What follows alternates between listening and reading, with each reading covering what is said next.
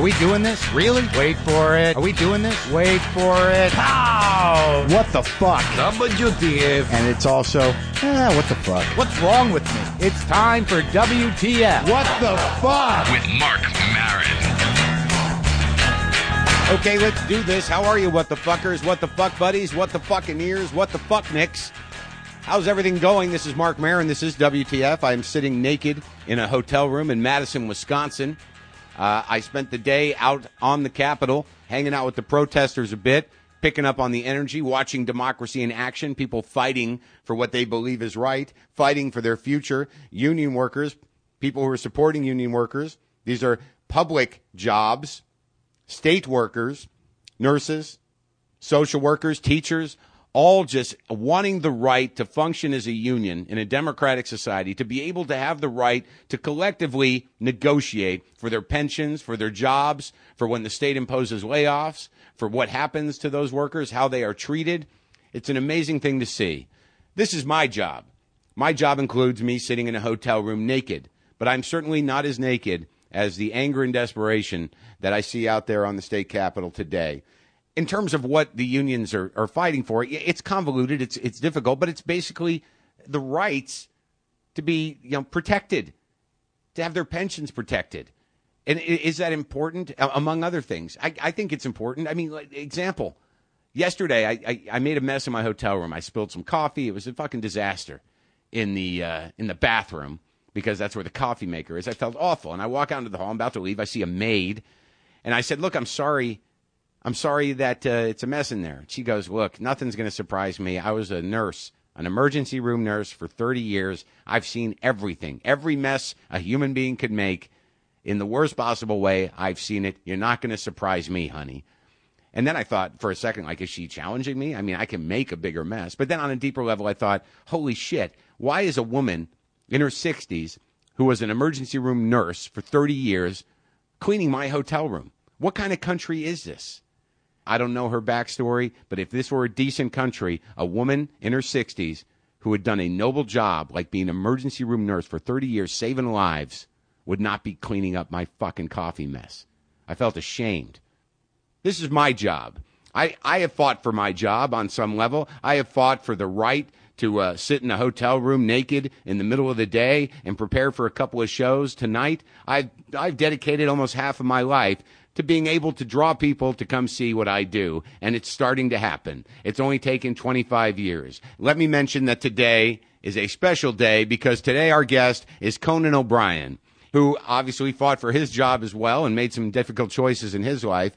And I got to be honest with you, I didn't know whether he was going to make good on his promise and come on my show. He promised it in front of you, in front of America. He said he would come to my garage. I really thought that I would end up going to his office and sitting down with this rig that I got right here in Madison and, just getting what I get. But he is a man of his word, and he came to my garage and he sat down with me. And I always assumed that I kind of knew the guy, but, I assume that a lot with my guests, and sometimes I'm not right. And sometimes it's very hard for me to let go of my assumptions. I want them to be who I think they are, and that is not always the case, no matter how hard I push. But that wasn't the case with Conan. I always knew he was a sensitive guy. I always knew he was a hardworking guy. I always knew he was very hard on himself, but he's a very decent human being. He's got a lot of personal integrity, and it was great to talk to him. And I feel very close to him because I feel like we sort of came up together in a way. I mean, it's taken me 25 years to sell tickets in this business, to get work on a regular basis in my business. It's taken me a long time to find my voice in this world of comedy and in what I'm doing now in the entertainment business or whatever it is you want to call it. I struggled hard. I've gone broke many times. I've been desperate, but I didn't know what else to do, so I hung on. And at the beginning, when Conan was first on, he was under fire. He was awkward. He was having a difficult time finding his legs on TV, on camera, with his own voice. And I was one of the original guests as a comic on, in that first year of the Conan O'Brien show on NBC. And he had me on 3 or 4 times a year during the entire run. And I felt close to him. I felt grateful to him. And then I went to meet with the head of Conan's production company on some other business, and I went to the new set of the new show, and I saw all the old people from the old show. I really had to fight back tears almost because I was connected to these people. I'd been doing that show for so many years, and I missed it. I hadn't seen any of them in about a year, during the whole Tonight Show run. I was sort of amazed at how emotional I got. And then when they asked me to do the new show, when I got there, I was ecstatic in a way that wasn't just about doing television. I felt like I was back like it was a reunion of some kind, and Andy was there, and I felt like I was among friends. And I had to fight back tears before I went on the air. It was great. It was like being with old friends. And Conan said he'd come on the show, and he came on the show, and it was great. And we just hung out and we talked, and you're going to hear that now. And it was weird because I do feel close to the guy, and we chatted a little before we went into the garage in the kitchen, and then we did the interview, and then we had this long talk, and then we're back in my house in the dining room, and we're having chit chat, and he came after he recorded the show. It was 7 at night, and there was this weird, awkward moment where we're just talking, and we're standing there, and in my mind, I'm like, holy fuck, Conan O'Brien is in my house. What do I do now? What happens now? How long is this going to go on for? I literally got sort of awkward, but I thanked him and gave him some coffee, some justcoffee.coop, and said goodbye, and I was thrilled that we were able to do that. And by the way, justcoffee.coop is here in Madison, Wisconsin. I went over there today, spent some time at the warehouse, looking at the machinery. What a great operation! So go to justcoffee.coop, and now let's go to the garage and listen to me and Conan O'Brien.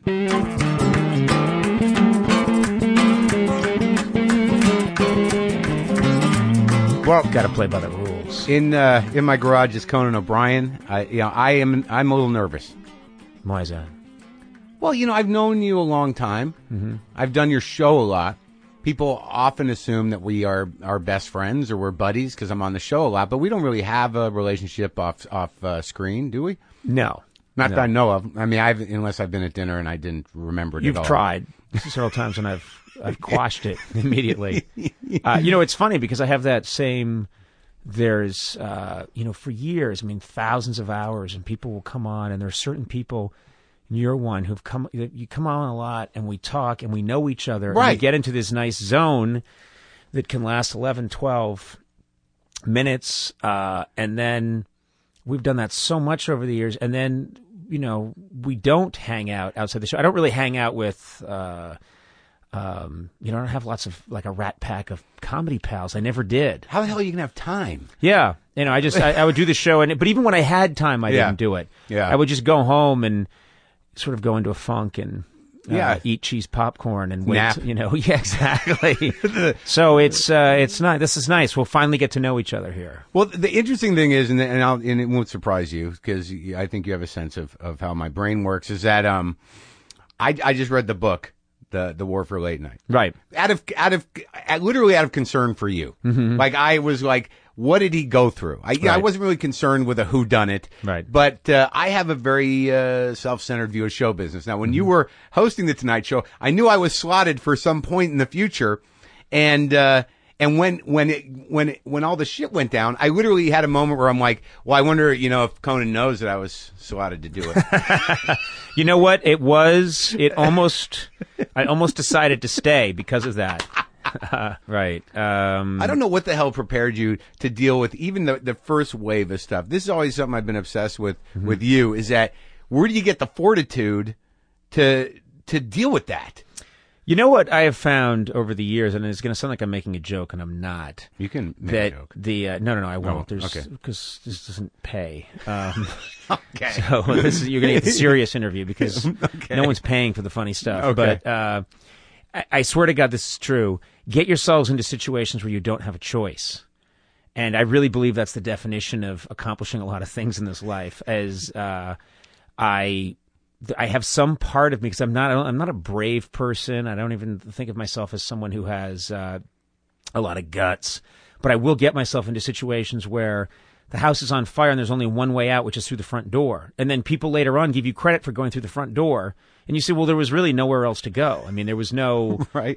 In 93, when I replaced David Letterman from Complete Obscurity, I got myself into a situation and I was very aware that, man, this is a fucking serious situation I'm in. And the only way out was to survive it. That's the only way out. Because if I had, been taken off the air after 6 months, I would just become a Trivial Pursuit question. But also survive it, but do your job. I mean, and excel at that. I mean, that like when I really think, like for some reason I get hung up on Harvard, because I just, I saw the Social Network, and is there some sort of secret wisdom? No.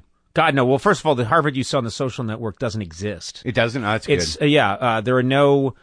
Women don't look like that. Twins? A lot of sets of twins? No. I mean, I looked at that movie and I thought, I don't know where I was. This was clearly a different time, but lots of incredible looking supermodels walking around, taking off their underwear and giving guys blowjobs. They bust them in, apparently. Yeah, bust them in, and there are guys with headsets. Now, it's possible that existed somewhere, but nobody I know ever saw that. Nobody. We all had cold sores, and we had diphtheria, and it was cold, and we wore shitty clothes and scarves, and the guys looked horrible. The women looked like Emily Dickinson after a bike accident. I mean, it was a sham. The whole thing was and we all survived it. It was always gray and raining, and they were tearing up the subway the whole time I was at Harvard. What year were you there? I was there from 81 to 84. Because I was around then. I was at Boston University.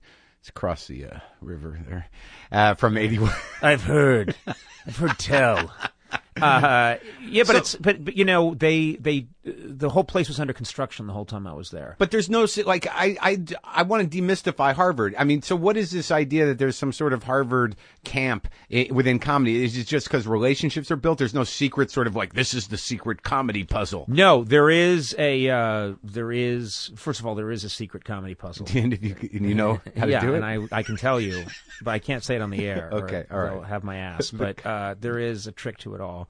And only you and Howie Mandel are going to crack it. Okay. But what is true is that there's the Harvard Lampoon within Harvard, and that is the country's oldest humor magazine. It started in 1876, and that is a place that from Doug Kinney and Henry Beard, and it's collected some really funny. It's attracted some talented people over the years, and when I was there, I fell into that organization.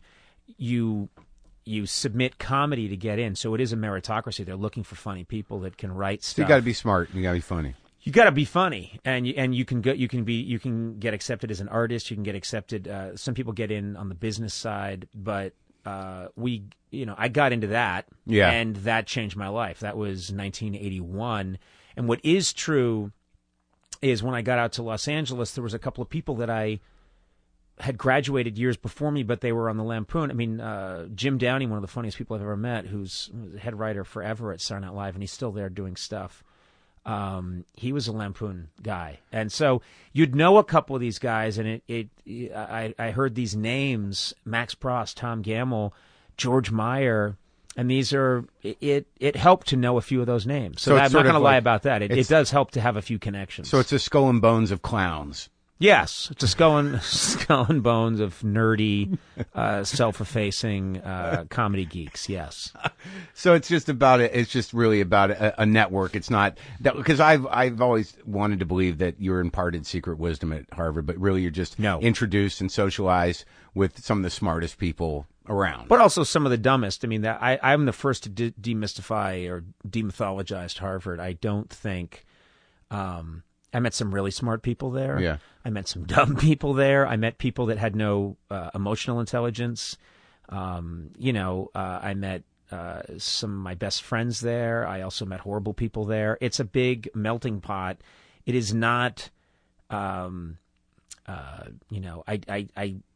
many people would agree, too. I don't think it's like the greatest undergraduate education you could ever have. I think it all depends on what you're looking for. But it has some cachet. It has some cachet, and it attracts some very interesting people. I would say it was no surprise to me when they caught the Unabomber, and he turned out to be a guy from Harvard. I was not. Someone said, they caught the Unabomber, and he was a lone weirdo who he went to Harvard. And I thought, well, of course he did. The media was saying, how could this be? Well, I knew seven Unabombers. Well, they're going to do big things either on the dark or the light side. Yeah, they're going to achieve something, and he was the best of the bombers. Sure, he was one of the greats. Right. Lived out there by himself in a small cabin. Somewhere there's a Yale random bomber who's furious. He was. My time has been taken. Well, is it weird to you that on some level that, or does it make sense on some level that all these people that went to Harvard and all these people that you knew sort of rise at the same time? I mean, I had no idea that, Jeff Zucker went to Harvard. I mean, is that odd to you? No, it's not odd in a way. It kind of makes sense that everybody, if you made a movie, when you see a lot of classic movies that tell a tale, and this is the format they used in the 1930s in classic movies like the Roaring Twenties. Everybody meets each other in the first scene in World War I, and they're doughboys fighting together in a trench. And then they split up and shake hands, and then 10 years later, they're all robbing a bank and they run into each other in an alley.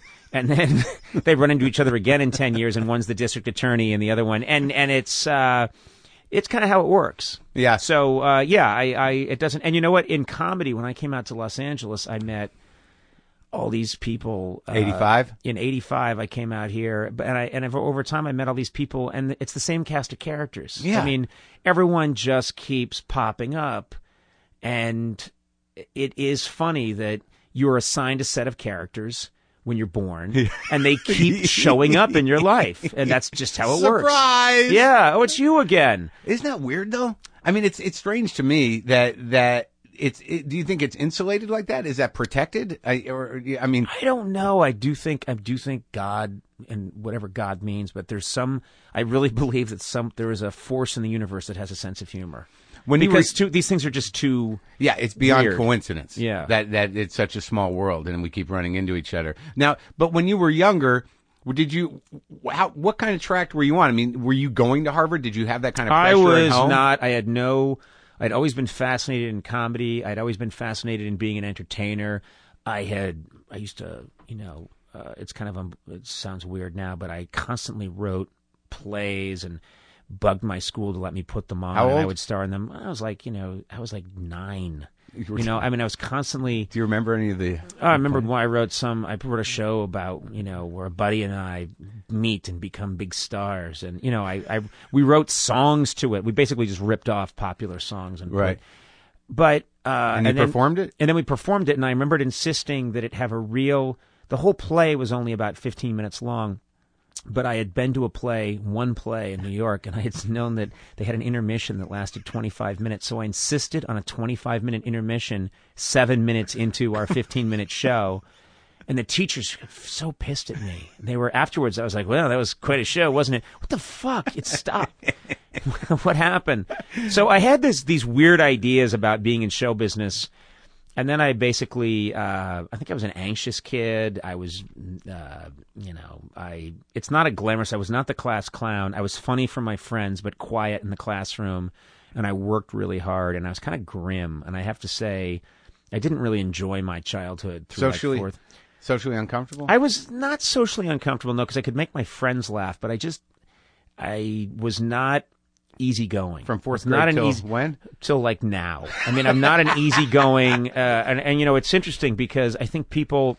Me neither. But people have this idea when they get to know you, or they think you're in comedy. They think, oh, you must be some freewheeling fun. And I always took things very seriously, got very down on myself, and went into kind of a dark place. And then the flip side of that would be comedy was my escape. Comedy was the way that I would burst out of that. So I was a very serious student. I had no intention of getting into, when I went to Harvard, I didn't even think about going on the Harvard Lampoon until literally my college roommate, John O'Connor, said, I'm going. And I said, I guess I'll go along with you. And that changed my life. What were you thinking about doing? I was thinking about I'd go to the School of Government, or What'd you major in? I majored in History and Literature of America. I wrote a thesis called Literary Progeria and the Works of Flannery O'Connor and William Faulkner. I still don't know what that means. I don't know what progeria means. Progeria is the disease where you age prematurely. Kids get it and they become. And so I thought that the South had a unique literary device where Southern writers put the children in Southern literature were prematurely old because it captured the experience of the American South, which is that they were part of a powerful nation, but they were poor. They were part of a nation that had never been defeated, yet they had known defeat. And then so that was this dichotomy. I don't know. That's great. I thought it was pretty good. Did you do well on that? I did. I did well, and I actually I graduated magna. Really? Yeah. I was like a serious, and I was running the Lampoon at the same time. I was I drove myself really hard. Well, Faulkner was like, I became obsessed with Faulkner for a while. Right. Because I was an English major, but I was not a good student. But like the Quentin section of The Sound and the Fury, I obsessed over. Yeah. Did you relate to that? Yes, I did. As a man-child. No, that was the other guy, Benji. Yeah, that's Benji. But Quentin was the sort of existential Harvard Right, student right. that ended up jumping off that bridge with the irons on his feet. Yes. And it was so weird and morose and hard to read. And Faulkner was so it makes me want to do that. Well, yeah. And then you realize he also looked the part. Yeah. Faulkner looked like the great Southern writer. Yeah. I mean, he looked like a Civil War general. Yeah. And but then have you been to his house? He has a house in Rowan. What's it called? It's in Oxford, Mississippi, right? And you can see where he wrote. So you went on sort of a pilgrimage? No, I did a road trip once with my friends, and I realized we were driving through Mississippi, and I said, we've got to stop by. I've got to see his plantation and see the room where he wrote all that stuff. I mean, he literally, it's old school. What a fucking mind, though. I mean, like, he wrote, paragraph-long sentences. I used to just get obsessed about these sentences, like the Reavers, even, which is like probably the most accessible book. Yeah. Do you ever read that stuff now? I have not read him in a long time. Did you like it?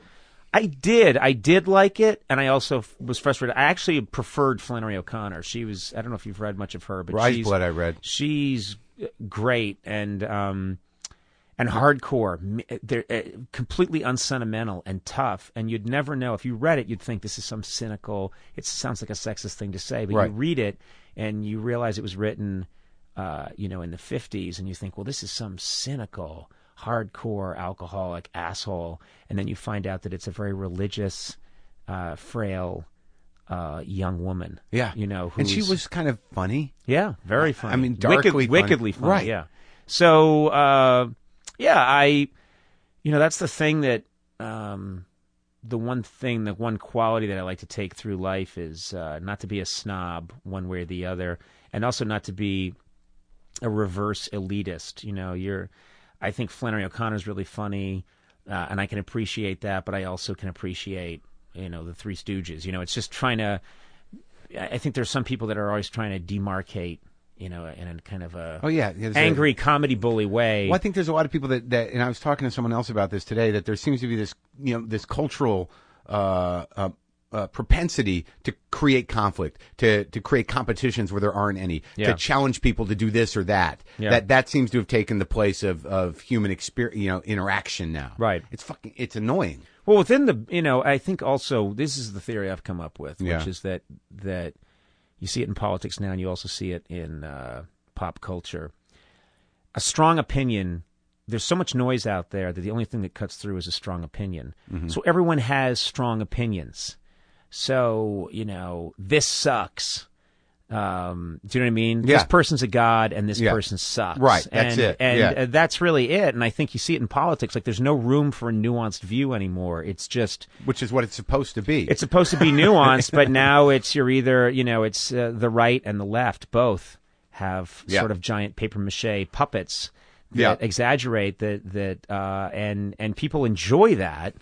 It's almost like you can generate more energy with that. And I think in comedy, too, there's a lot of, that's the thing that the one aspect of the social media and the web that depresses me is you just see the, flamethrowers that go through and they've got to love something or hate something. It's annoying and it's reactive and it's over emotional and it's ultimately shallow, because you can't appreciate stuff. Right. Now, when you were a kid, like what did all your siblings end up doing? How many you got? I'm one of 6. That's a lot. Were you really Catholic? Yeah, we were hardcore Catholic growing up. I mean, Church every Sunday? My parents are, the whole 9 yards. It's in my bones. I mean, as much as I've tried to evolve past it in certain ways, it's in my bones. What are the liabilities of it, carrying it with you in your mind? Body shame. Really? Yeah. It's funny because I've been On what level? I've been accused over the years of, oh, you're so, you're self-deprecating and that's your act. And I was like, it really comes from finding myself, very flawed. I think that's at the root of Catholicism is we're just flawed. And so there's nothing we can do about it. And there's nothing we can do about it. And so I grew up just, having a very dark self-view. What? in a lot Because of you were ways. too tall or too what? Too skinny, too tall, my dick's too big, it's just going to hurt somebody. Well, I hate to get that out there as a rumor, but do you know what I mean? My dick is huge, and it's got a lot of girth. Hurt people. You don't want to hurt people. Well, no, the thing is, and I was so worried for a long time, and I actually had doctors say you're going to hurt someone with that, and then it was only later in life that I found out that, this is a great gift, but... For years. But for years I lived with the shame of this, my penis is too big. I hope no woman ever finds out. Handicap. Yeah. Horrible handicap. And so, you live with these things, and then you eventually learn to work with them. But do you think it had anything that it also propelled you, that your drive is somehow to transcend all that shit? Yeah, I think I have a lot of, I'm always suspicious. I'll say this. I'm always suspicious if I think a comedian's too good looking, right? And they were a great athlete when they were young, I just can't believe that they're going to be any good. Do you know what I mean? I really believe that. Dude, and I'll sometimes have. I know a few. I'll have some, really good looking like intern on the show who tells me that he's also a great basketball player or something. Will say, yeah, I'm thinking of going into stand-up, and I just want to say, well, then no. This is for us. This is our consolation prize. Hilarious. Our consolation prize is that, we couldn't do all those things, so we had to hyper develop this weird self-abusive charm. Whatever it is. Yeah. My father said to me once. He watched me do some interview or something. And, recently? No, this is a while ago, but I really, was being very left brain and got out there, but people laughed a lot, and my father afterwards said, "It's funny." He said, "You're making money off of something that really should be treated." And I thought, that's really the essence of what we're all doing. We're just, Is he a doctor? He is a doctor. What kind of doctor? He is a microbiologist. My dad. Works Wow. with the World Health Organization, travels the world. He's a brilliant guy. Is he is it about diseases? Yes, and antibiotic resistance. That's his big specialty. Is that We've overused antibiotics? We're in trouble with that now, right? Oh yeah. Well, I never take them. Do you take them? No, but the problem is that it's not you. It's not us taking them. It's The cows. Yeah, it's the cows. Them giving them and also just the more people that are out there taking gobs of them, they're creating antibiotic resistant bacteria that you will get. They're petri dishes of that will kill you. Yes, the apocalypse. Yeah, so you can take good care of yourself, but it won't matter. I had a dad who was a doctor. Now, did you? This is just between me and you. Like, I found that my father was a bit distant because he's very busy saving lives and whatnot. Yes. Were you ever a hypochondriac to get your dad's attention? Wow, that's a good question. I think I was not a hypochondriac, but I probably feigned illnesses to get my parents' attention. But I don't think I was I didn't believe I had the illness. I just, when you're one of six, you got to do anything to get some face time. So I was not beyond trying to just, have something. I mean, I remember envying. I read Death Be Not Proud. Yeah. With the John Gunther Jr. story. John Gunther wrote about some. No, Death Be Not Proud is about the like boy who's like 14 and he gets a brain tumor, and it's really touching. And everyone, you're supposed to read it when you're 13, 14 years old. And you're supposed to just feel so terrible for the boy. Yeah. And I read it and I thought, man, that guy's getting so much attention. I remembered envying a kid with a brain tumor, and he dies at the end of the book. And I remember thinking, man, the brain tumor, that's the way to go. The presents he got. Yeah, that's bad. And you were the middle kid? I was, kind of the middle. What everyone else ended up doing? Let's see. It's my brother Neil restores automobiles. My brother Luke is a lawyer. My brother Justin's a lawyer. My brother, my sister Kate was just in The Fighter. She is a teacher. Which one? She was one of the sisters in The Fighter. Yeah, and she, when on the Oscars, she'd never acted in anything, and then she did a local commercial in Boston for the Bruins. She went to a cattle call and just got picked. Yeah. And then that person remembered her and said, hey, you might want to try out for this other thing. So my sister called me about a year and a half ago and said, I'm going to be doing a movie. And I thought, well, she'll be doing a movie, like a student film probably. And I said, who's directing it? And she said, David O. Russell. And I said, David O. Russell? Not the same David O. Russell. And she said, I think so. And I said, well, is anybody in this thing? And she was like, well, Mark Wahlberg's in it. I said, really? Mark Wahlberg? She said, yeah, and Christian Bale And so she made this movie, and then we all kind of forgot about it because they were putting it together. Does she call it The Fighter? The Fighter. She's one of the sisters in The Fighter. She doesn't talk like that, though. No, she doesn't, but she can. Right. She can when she needs to. Well, if you grow up there, and you can. Yeah, and she. Anyway, I'm watching the Oscars the other night, and they show the clip from Melissa Leo, and it's my sister's one big line in the movie. Where she talks back to her? And she is. It's the it's a giant single of my sister Kate up there on the screen delivering this line, and then they cut to like Warren Beatty applauding. I'm like, oh my God. It's the story that must infuriate every actor out there who spent hundreds of thousands of dollars on classes and was a waiter and did everything. And my sister, walks into the casino, rolls the dice. Was she wins thrilled? The jackpot. She's thrilled, yeah. She loves it. And your little sister? Was that she? Jane worked here for a while in Los Angeles doing some comedy writing on shows, and then she moved up north, and she works on like spec scripts and things like that, and she she comes down here occasionally and takes meetings. But you're all still close? Yeah, we're all pretty close. Yeah. And your parents are still alive? Yep. That's great. Yeah, my dad's 82, I think. He'd be horrified if I mentioned that. My dad is 52. Okay, I misspoke. We can correct that in post. Yeah. Now, are they happy for you? Yeah, they are. They are. Was there a period where your father was like, "What are you doing?" You know what? I will tell you. I think there was a moment of trepidation, but I started earning a check almost immediately. When you were writing for not necessarily the news, which was my first gig. My writing partner, Greg Daniels, who's gone on to half the shows and TV. Do you guys still talk? Oh yeah, all the time. And but he and I decided to, as we were graduating, hey, let's try this. Let's try it. And let's try it together. So we got a job almost immediately on Not Necessarily the News. And the minute you are getting a check, your parents don't care what you're doing. It's more than a phase. Yeah. Well, they don't care. You could say, you know what, I'm a hitman. I murder people for the mafia. But I'm getting paid, making my own rent, and they're happy. Was there that sense of competition, though, that you needed to do something more intelligent?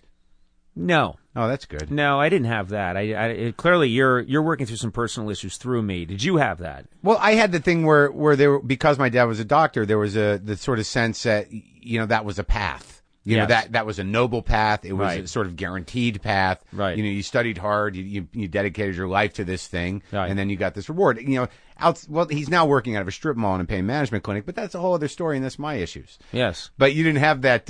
Your father didn't have that impact on you. No, he didn't. My dad, to their credit, my parents were very much people that believed you got to do what makes you happy. So there was no sense. Good. My dad never acted as if medicine was the family business. Right. His parents no one in his family had been a doctor. So he found his own thing. And my mother was a lawyer. And but there was no sense that I've got to do that. And no one else seemed to be doing it, so I didn't have to. So you had like a healthy family for the most part. It's interesting. And you're still kind of dark. Yeah. Well, it's funny because you can say, there's, I remember when I was a kid thinking, my family's weird. We're just weird. I don't know how to put my finger on it. Yeah. But I grew up thinking we're not, and maybe everyone grows up that way, but I remember thinking we're kind of like an Irish Catholic Addams family. Like there's something off with us. So I very much grew up feeling where, now my mother would be horrified. She'd say, that's not true. How dare my mother is Margaret Dumont in the Marx Brothers movies. Well, I don't know why you would say that. It's not true. Yeah. But that was the feeling that my brothers and sisters all had. We're an odd family, and we never quite knew what we were because we lived in a nice house, but it was near where the Irish Catholic kids lived, whose parents were mowed lawns. You mean like the working class? And so who wore the hockey jackets? Right. And, we'd get. Did you get along with them? It's funny. I kind of did. Fucking O'Brien. Yeah, and I remembered they. When I was there's a whole phase where people realized my name was Conan and that matched up with Conan O'Brien, with Conan the Barbarian, which was like around when I was Conan the Barbarian. And there was a lot of like, hey, where's your sword? Where's your sword? And but I remember, no, I'd get knocked around every now and then. You did? Oh yeah, like fist fights. Yeah, I completely. This is not my nose. My nose was completely rebuilt. Shattered. No, it was. I was beaten up. I Serious? ran into I'm not kidding. I ran into a street gang and I was wearing a T-shirt that had the Irish flag on it, and they were Italian, and this was right near the aquarium in Boston. Down and by I was the with water. I was with my friend at the time, John Medeiros, and this is late high school. So it's near the north end, kind of. Yeah, and they beat the shit out of me. Got him too? No, left him alone because I was a little bit of a wise guy. They said they wanted 50 cents, and I said no. And they said, why not? And I said, I don't feel like it. And just as I finished that the tuh sound, I got hit so hard in the face. Did you fight back? I mean, I got hit a bunch of times so hard in the face that I don't think I did much. I don't remember. And I remember it was over pretty quickly. And then I had to have I went to the emergency room, and the doctor, I'll never forget his name, Dr. Constable. He had a British accent, and he looked kind of crazy. He had crazy hair, and he looked like the poet Ezra Pound. And I said, is my nose broken? And he said, broken? Good God, man, it's a bag of bones. I'll never forget that. That's a true story. A bag of bones. It's a bag of bones. Well, you seem so fucking relaxed. Do you feel relaxed? Just in general in life? Yeah, I think I'm more relaxed now than I was. I think I've been through a lot of things. I've been through a lot of change. And I think I'm starting to wise up a little bit. I do think I'm starting to feel a little bit like, I used to believe that worry was a talisman against something bad happening to you. And I think I've had way too many experiences where, as I'm a worrier and I'm a guy that prepares and I'm a guy that really tries to plan it out and make sure that I take care of everything. And you can do that, and things can still go to shit. So you relax a little bit as you get older because you realize, yeah, it's no guarantee against things. So why not try and enjoy it a little more? And you don't have control over everything. Yeah. Because I remember and I got to be honest, the new show's great. You seem relaxed. Mm-hmm. It was fun doing it. I was actually happier that I was on this show. Right. Than the Tonight Show. Right. It was great seeing Andy, and it's just and the bits you're doing are, back to, right. Edgy bits. Right. You can feel that, right? Yeah, I think, there's a nice thing, which is, I realized that someone pointed this out to me, and I hadn't realized it, that every other show I've done, I've inherited from someone else. And what happens when you inherit a show, it's a franchise, either the late night. Yeah. With Conan O'Brien had been Late Night with David Letterman. The Tonight Right. Show with Conan O'Brien had been and was again The Tonight Show with Jay Leno. And what happens when you inherit a show is you have to go through this period of sort of course correction where you have to go through a lot of effort to sort of transmogrify it into your show. Do you know what I mean? Which Sure. takes a long time. It takes a while. And also, you're always going to be compared against the other guy. Right. And so what happens with this show is this is the first time that it was a completely new show. Do you know what I mean? It was a show, and they said you can call it whatever you want, you can do whatever you want, and there was the sense that this is the first thing I'm doing. It's not a hand-me-down. Do you know what I mean? Sure. I got to go make my own suit of clothes, and I think there's a lot of comfort there. I mean, when I went over there just to visit that time, I was like, before you had me on, there was this moment where I saw everybody from the old show, and I'm like, yeah, I teared up a little bit. I literally almost teared up doing the show. Is that Really? ridiculous? No. I mean, there's an emotional connection. I think there's also something nice, which is we were both in New York. Do you remember how crazy you were at the beginning?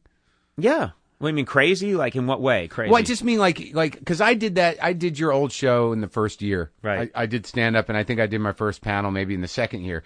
But there was you're still a very intense person, but there was you would sit at your desk and your hands would be clenched. Yeah. I mean, I remember. Has that gone away? Yeah. Oh, yeah. It never goes away. I mean, I think that's the one part of me that would be the biggest surprise to people. My friend,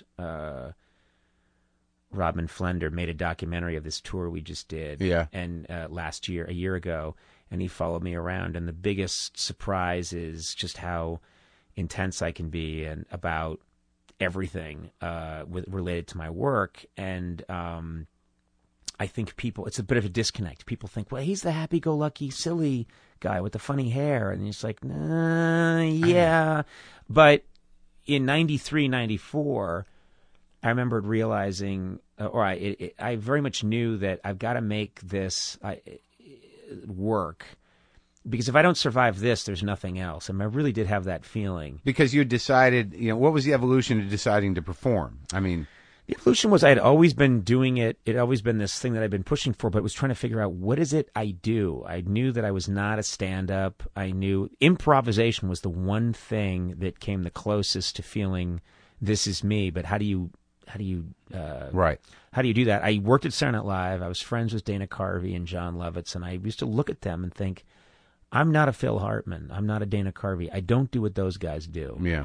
I also don't think that I'm a comedic actor. I don't think I should be in a movie. I don't think I should ever be in a situation where I'm telling a woman on camera, I love you. You're the reason that I decided to run this summer camp for kids, Yeah. And I could never do that. I realized I went through in my early career checking off things that I wasn't. Right. That's what I remembered. And then I remembered the one thing, and this is going to sound like I'm making this up, but I'm not.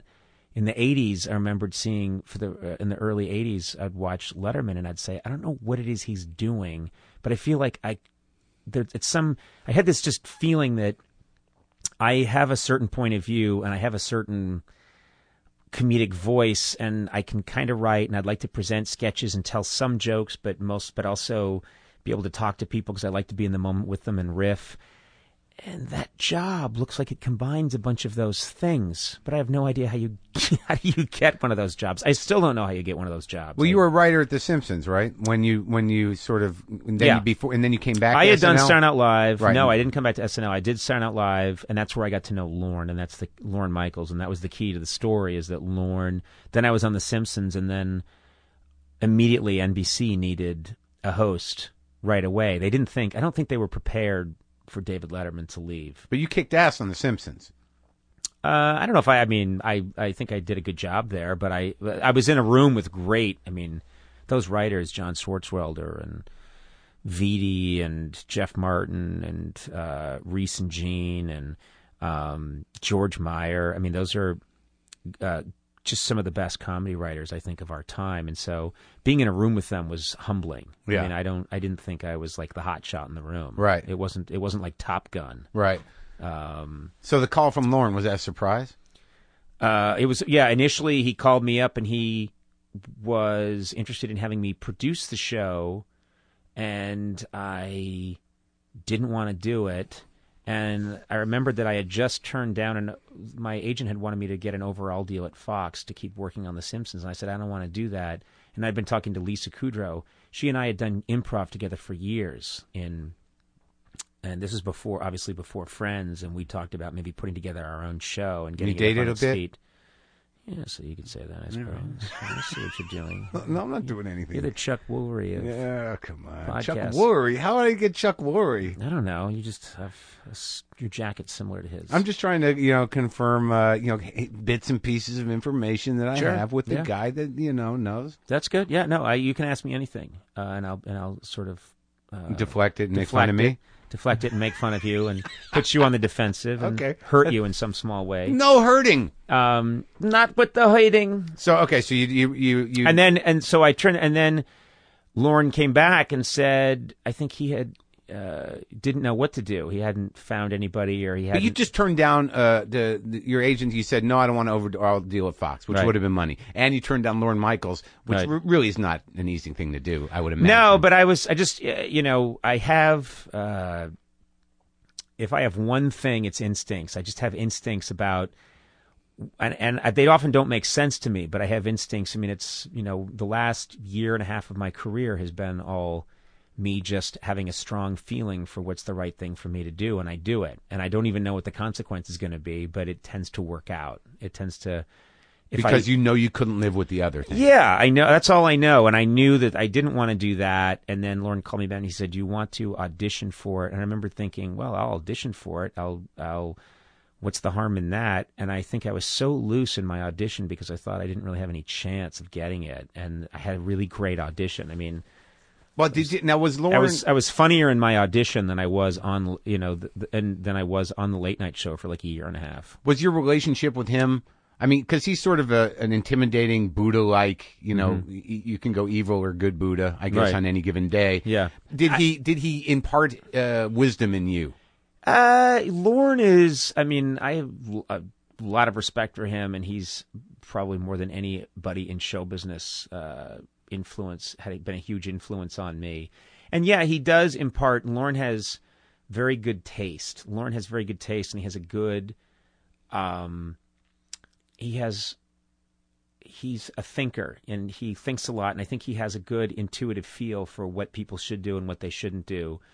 And, early on in the late night show, there wasn't too much he could tell me. I think he knew you just have to survive this period, and if you survive it, you can only learn by doing. Do you know what I mean? There's no book that you can read that tells you what to do. You just have to go in, and I probably have a Catholic need to suffer. That helps me. So, so the trials and tribulations that I went through in 93, 94 probably was my way of paying whatever dues I felt I needed to pay to keep that show. And then once I had suffered enough, there was part of me that was like, all right. Yeah. And now I could move on to another level. And that's probably what happened. So that really did have that, Catholicism has that kind of effect. Like, because I have no familiarity with it, but the idea of suffering that's part of life is really something that's plowed into your brain. Yeah, it gets into your DNA, and I'm really trying very hard in the last couple of years.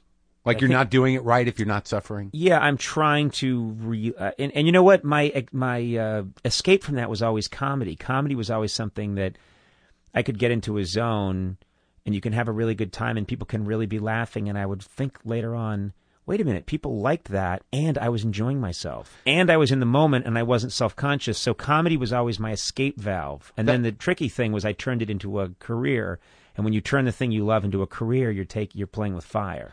Well, I think also that's like the nature of what you were talking about how you do it, because it seems like the way you execute your comedy, it's almost as if you're running for your life. Yeah. Well, I think that does that make sense? It's not meant as an insult. No. I get as intense. People think, doing the show would be nerve-wracking, but giving a toast at a wedding wouldn't be. Right. And you've probably had this feeling. Right. Anytime you get up in front of people, and whether or not you're funny is being put on the line, you're intense about it. Do you know? Yeah, And people don't understand. I've seen people say, well, you're just giving a toast at a wedding. Why are you getting nervous about this? And I'll say, because it needs to be really great. I've had done things that have been broadcast in front of, 10 million people or something. And then I've gotten up at a wedding that there are only 35 people there. But if you're speaking in front of a group of people, it's life or death to me. And the reason I'm not an athlete is that I don't give a shit if the ball goes in the hoop or not. I never cared enough. Yeah. And truly great athletes, yes, they're born with innate ability. But the thing that makes them great, the thing that made Pete Rose great, is that he was willing to crush his rib cage if it meant catching the ball. Right. Do you know what I mean? Yeah. He was willing to where that ball is and him catching it or him hitting it was the most important thing in the world. And I never had that in sports, but I did have it about making a room full of people laugh. That was the most important thing to me. So I can see it, because it's interesting when you look at, because like I've talked to you a lot on camera. Right. And I know, when there's one of those dead moments with me, or anyone, that you're going to have to pick up. Like it's not just going to be a word. Like you're going to it's going to be you. Yeah. And when you do something, even in conversation, you go all out. Yes. And you feel it. And that's just because, and you describing it as this idea that like I'm in the present, I'm not in pain now. There's no suffering, and people are laughing. Yeah. But it's funny that I have always been. I commit.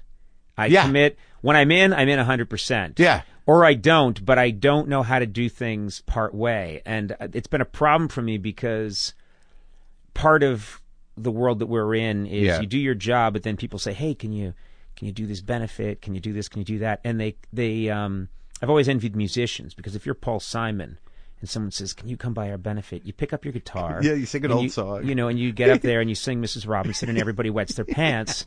And then you go and you, have a drink. Right. But if you're a comedian, you've got to try and think of what's this event? What's it going to be? How am I going to integrate this? And I really sweat these things. Oh, hell yeah, man. And so as a result, they ruin my marriage a little bit. They ruin my time with my kids. So I've had to start saying no more often because people don't realize what they're asking of you. Right. They're asking for some of your bone marrow when they're asking for hours of your life. And so, and it's going to make me miserably unhappy. Because you're stressing about it. Yeah. And, the big change for me as I'm trying, to me, having kids was a big, there's part of you that thinks, I just got to grow up. I got to evolve. I have to evolve. I have to get to the point where I can do my work and not have it consume you or be too painful. And especially the last year or so and all the drama and everything, I've started to think, what's the point? The energy it takes is fucking mind blowing. I mean, even when I read that book, it taught me a couple of things in that, like, I had no idea of the political dynamics of show business in general. Right. Now, I don't know how much you knew, but even as we all start out with agents, and you have a very powerful and aggressive manager. Mm-hmm. But I mean, when I read this thing, I'm like, it's more complicated than politics, than genuine politics. Right. Was your history education? Were you aware of all this shit? I mean, like, I know Jeff Ross, your producer, is a sweet guy. I just couldn't believe the politics of this. I was aware that there's a lot of moving parts. I was aware that there's a lot of moving parts and that there's a lot going on, below the surface, because I'm not naive about those things. And this is something I want to be clear about. That I've tried to be really clear about in the last year. Yeah. Is that I've always accepted that when art and commerce come together, you're going to get it's going to get messy, and you just have to accept that. I am not. That's why I try very hard to remind myself that it was always a relationship. It was always a business relationship. Do you know what I mean? I don't own the cameras. General Electric wasn't doing me a favor. This was an exchange, and I got something out of it, and we were together able to come together and make this work for whatever 16, close to 17 years. And but there's a lot of tension in the business. The business is going through a lot of change. There's a lot of panic. There's a lot of I don't know. I always try to remind myself I'm not. Thoreau just got to go up to his room and write something, and no one bothered him. Right. And if I want to do that, I can go in my backyard and do some stuff, and no one's going to bother me or say boo. I always knew that I was playing with big forces, Yeah. And I don't mean that in a conspiratorial way. I mean my eyes were open, and I know that a lot of people that work in show business have had a rough time. Right. It can go well for a while, and then it can get nasty.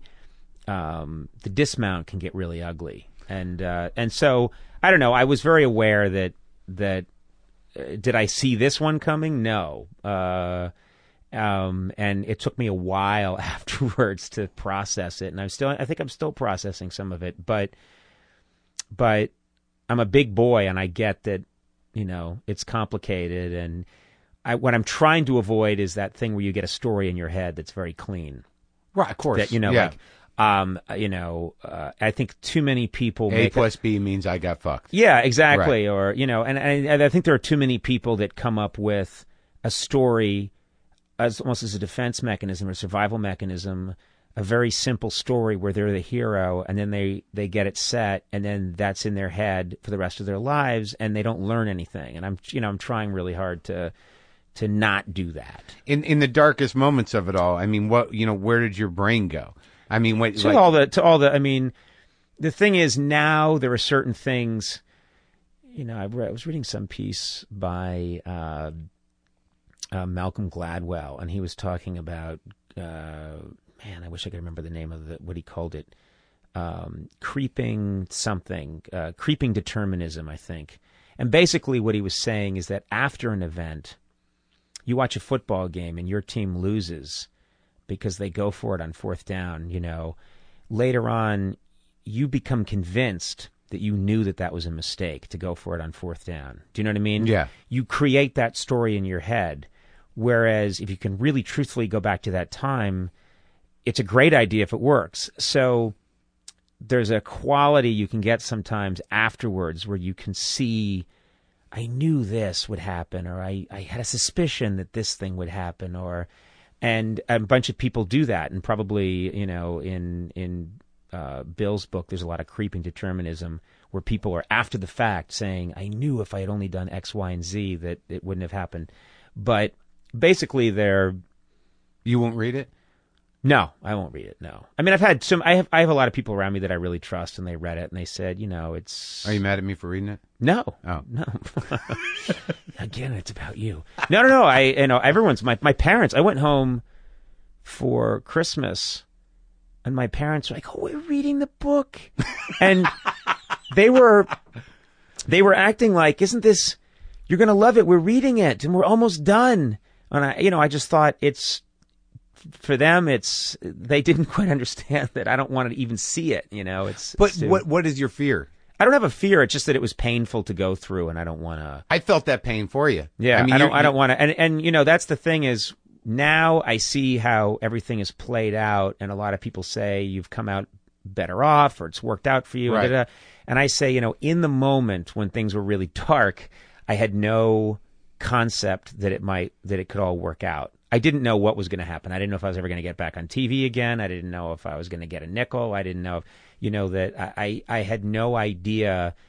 But again, that thing that I've had all my life is I get a feeling about what I need to do, and I do it, and I don't obsess about it. When I finally decide what I'm going to do, I do it and I move on. So, and then I'm pretty confident that somehow it'll work out. But in those darkest moments, were you just like, sitting there clenching, going, I'm fucked, what the fuck did I do? Or were you actually like, I'm going to spend a year in Europe? I mean, No, was there a plan B in your head? No, that's the funny thing is that tour got you out of got me. That was really good for me. I needed to work through stuff, and I needed to work through stuff in front of people. Were you talking candidly about that stuff, or just blowing some steam off? I didn't see any of the shows. No, there was a lot of I wasn't. I was not talking. There were people that thought it was going to be a talk about what I had been through, and it was really just an excuse to do comedy. Sure. Because I thought, yeah. And Get out of your it head. touched on it a lot, but really, but just being in front of people and playing music and doing comedy, and I lost like 20 pounds on that tour, and I didn't sleep, and I was very intense, and I think I was burning off something that was in me that needed to be burned off, and when it was done, my wife took a picture of me when I came home from it, and I think it was like 171 pounds or something, which for me at 6'4" is really thin. Yeah. And kind of hollowed out. And I just, I looked like I'd been on meth or something. And I think it was just burning through something that had to be burned through. And so I was really grateful that I got to do that. But that was something that I improvised off of the last show, the last Tonight Show, playing with Will Ferrell, playing Freebird. But also the thrill of, like you said before, when you do live comedy and you give it your all, and you actually get into the present, get out of your head, yes. And you have the task of entertaining, probably in a way you hadn't before. It was a different pure. I've always thought my whole career it started with just, you're a writer and you're in a back room, and then you have no contact with the actors, and then I evolved finally to, okay, you're a writer and you get to work with the actors on a live show called Saturday Night Live, and occasionally you get to be in something. And then I drifted further away with The Simpsons, and I was determined I'm not going to drift further away. I've got to get closer to this thing that I really want to do. I just have to figure out how to do it and what is it. And then doing the late night show really got me close to doing vaudeville, but not still close enough. And then Right. the tour got me to vaudeville. And I think I just always wanted to get to vaudeville. To go back. I like playing old theaters. I like everything about it. I like coming in through the stage door. I like thanking the crew afterwards in every city. would get on a bus. I'd try and sleep on a bus. I had backup singers. We're backstage. It was show business, and I loved it. And so I've actually tried to take some of that spirit and that energy and take it into the new show, which is I just want to do a show like the way Mickey Rooney and Judy Garland Well, you did always a show. sort of did. Like even back in the NBC days, I mean, I used to love being up there because of how extravagant some of the bits would be. It wouldn't be unusual to see a horse. No. I always wanted to be in the kind of show business where you're backstage and there's a guy in a Nazi costume smoking a cigarette. There's a horse. There's a showgirl. There's guys dressed as Siamese twins who are about to go out there. There's, a Gandhi who's about to be shot out of a cannon. And people backstage in ridiculous costumes shouting at each other angrily is my favorite thing. Yeah, there was always that there. It definitely feels that way. And I think that was definitely a feeling of, I don't know, I finally got to have that experience that I always wanted to have where you like run away and join the circus, because it's, to me, that was what that tour was all about. And like you said, that got me out of my head, and I really enjoyed it and almost forgot about everything I had just gone through. Right. And then, of course, the problem is when the tour ended, it started to creep back into my head, So how do you feel like now about, the show you're doing? And I really love the show we're doing, and I love that, there was a lot of discussion, well, what bits can Conan do from the old show? And I remember thinking, fuck it. Yeah. Let's actually not do anything from the old show. Even if I was allowed to do stuff from the old show, which I might be, we haven't legally tested it. I thought, screw it. I don't want to do bits for 30 years in a row. Do you know what I mean? And we did a bunch of things that people really liked on the old show. And I think, okay, but we did them all. Right. And now it's time to try and make something new. So we have a self-imposed don't do anything from the old show ever. From any of the old shows? Either from of them? Any of them. We don't do anything. We just only we try and think of new stuff, and we try and make it a lot more immediate, and tonight I work off the crowd a lot, and I find people in the audience, and I do things. And, we used to be too clever for that. The old show is too clever for that. And we're trying to be... My whole thing is, no, let's just try and find these real moments. Let's make it. That's interesting. Was it too clever, or were you guys just nervous about it? Were you just in the early days, we had a mission, which was on the late night show. I didn't want to do anything. I wanted it to be a completely different show from what David Letterman had done, and we really wanted it to be packed full of cool ideas. Who were the minds behind that? You and Smigel? Robert Smigel and Louis C.K. and Dino Stamatopoulos, and we used to just, get as weird as possible. Try and get as weird as possible, and really try and put in, God. It's that old saying that I love, which is God is in the details. Yeah. I always thought the really great comedy that I admired, like SCTV, just had so much nuanced detail in there, and I thought that's what we want to do, and we want to make the show that I want people watching it to think, I can't believe they went to all this trouble. Right. And so what happens is you do that for a long time. We did it, and I do think we're in kind of a different era now, just as I've done that, and I've worked through it, and then over time you start to realize, okay, I'm probably not that guy anymore. That's up to someone else to do the really crazily weird thing that you spent 17 hours making, right? And it's only on TV for 15 seconds. I don't think I have that in me anymore. I have a different thing now, and I gotta, it's. Well, you're like, a grown up. Well, it's also exactly, but also it's like you can't. I always think the best analogy is probably a pitcher. You can't be a 55-year-old that's blowing people away with your fastball, but you learn to throw all kinds of weird junk, and still you can win the game. Right. Now, does this broadening of the show in the sense of I imagine it has to do with two things, that, the experience of hosting the Tonight Show and the weird pressures that came with that, but also the experience of realizing that you've got a fan base that is, passionate. They're young. Right. They showed up for you on the road. Yeah. They showed up for in a very human way. Right. Do you feel that you owe them the humanity that you're now showing? It's a really good question. I feel that I think some of it's not so much that I owe it to them. I am a guy that really wants. I will walk over hot coals for people that have tolerated my comedy.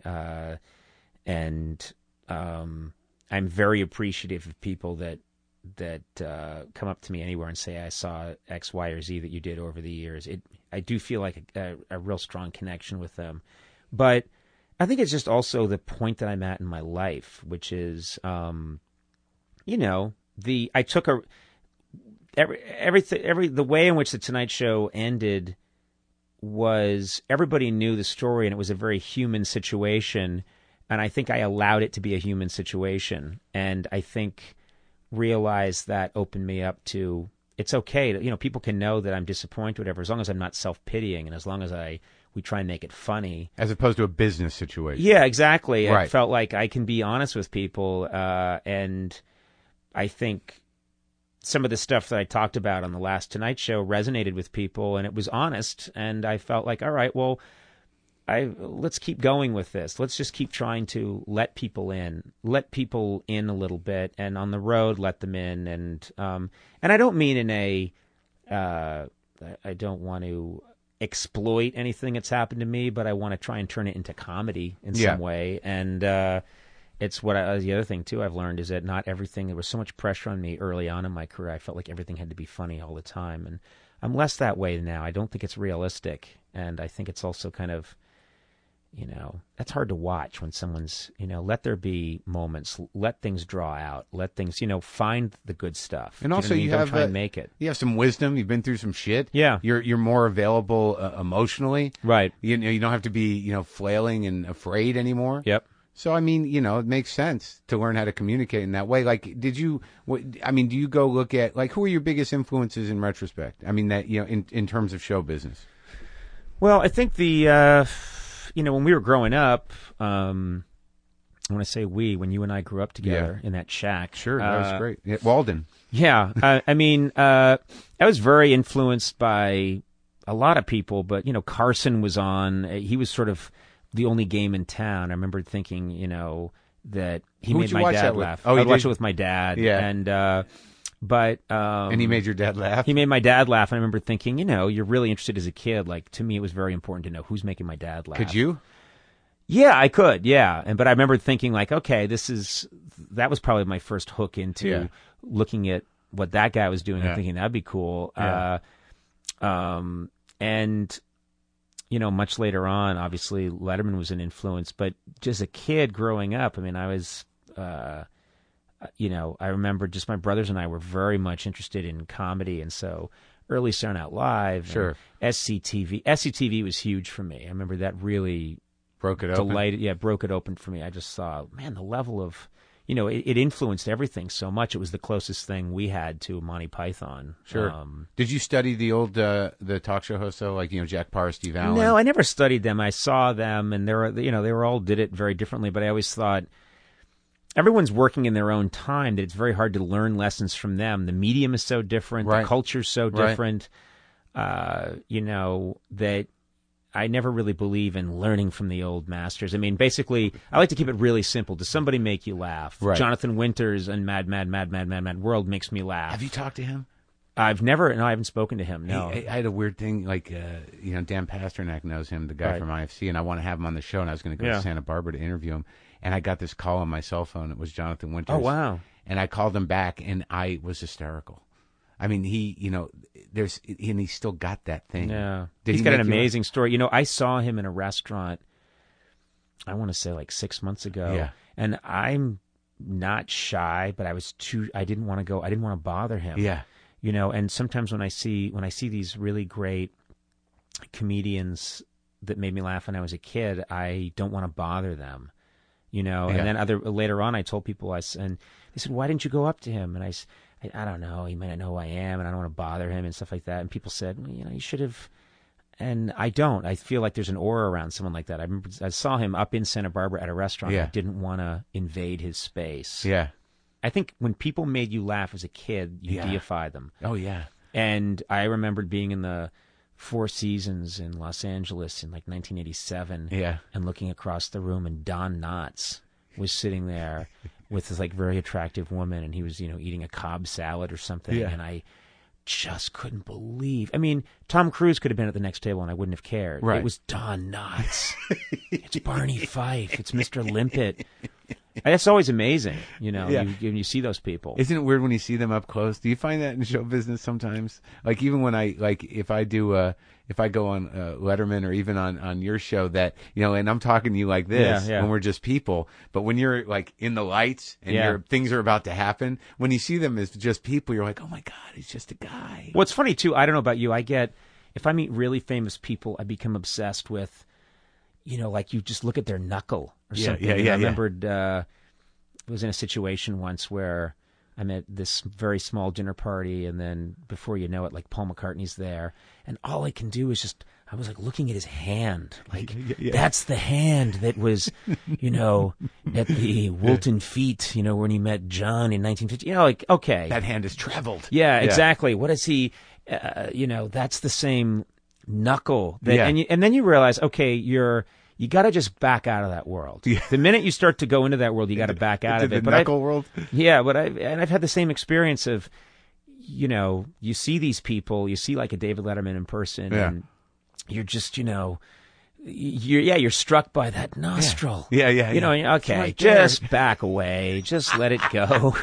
Have you ever had someone on the show that you were just like, oh my fucking God, I can't believe this is happening? Yeah, you definitely have sort of an out-of-body experience. And like I said, it's not with people like a Brad Pitt or something, because I don't have that feeling for my contemporaries. Yeah. But I did have it for Richard Harris when he was on our show. I did have it for Andy Griffith when I interviewed him. You know, there's just sort of a little bit of an out-of-body experience where you're seeing someone that you watched from a high chair. Yeah. You look like bologna strips in a bowl in front of you, and in the magic box. Yeah, exactly. Yeah. And now they're with you, and none of it's real. And you know what? It isn't real. It's all ridiculous. It's all show business. It's all. But I mean, it's good. It is magical. It is strange and fantastic. It's a heightened reality. But you know, I think if you can't connect to, you know, I'm not a cynical person, and I'm still connected to. I can't believe we're all here. That's how I feel. Like I feel like, you know, tonight driving out here to your garage, I have a little bit of a feeling of it's so weird that I knew you you and I are in 6A in 1993 in front of a mustard-colored set, making our way through something in front of, you know, and now here it is almost 20 years later, and we're in Los Angeles in this weird magical land, and I'm coming here. And I believe in staying connected to that stuff. Like that's the thing that makes it all sort of. It's a weird ride. I don't know where it's, and it's getting weirder all the time. It is, and I don't know where it's going. I don't know, you know, but I want to see it through. Well, you seem great. You look great, and you're doing good work. And I'm glad you came by. Oh, thanks for having me. Okay, man.